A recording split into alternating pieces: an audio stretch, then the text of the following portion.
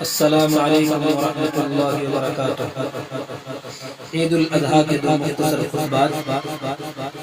خطبۃ الاولی، اللہ اکبر اللہ اکبر اللہ اکبر اللہ اکبر اللہ اکبر اللہ اکبر اللہ اکبر اللہ اکبر اللہ اکبر اللہ اکبر لا الہ الا اللہ واللہ اکبر اللہ اکبر وللہ الحمد۔ الحمد لله رب العالمين، والصلاة والسلام على سيد الأنبياء والمرسلين وعلى آله وأصحابه أجمعين، أما بعد، فأعوذ بالله من الشيطان الرجيم، بسم الله الرحمن الرحيم. فلما أسلما وتله للجبين وناديناه أن يا إبراهيم قد صدقت الرؤيا إنا كذلك نجزي المحسنين. الله أكبر الله أكبر لا إله إلا الله والله أكبر الله أكبر ولله الحمد. وعن زيد بن أرقم رضي الله عنه قال قال أصحاب رسول الله صلى الله عليه وسلم يا رسول الله ما هذه الأضاحي؟ قال سنة أبيكم إبراهيم. قالوا فما لنا فيها يا رسول الله؟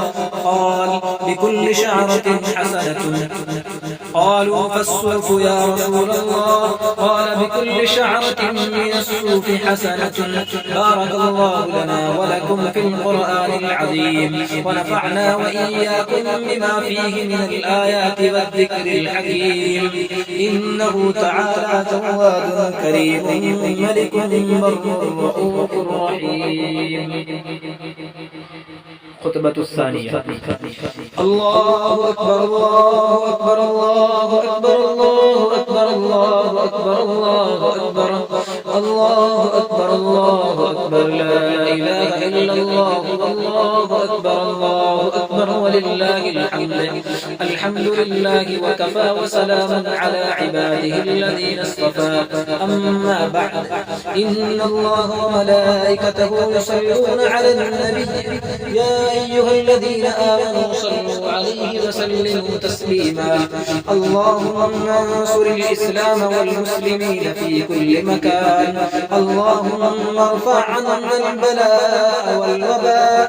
اللهم إنا نعوذ بك من البرص والجنون والجذام ومن سيء الأسقام.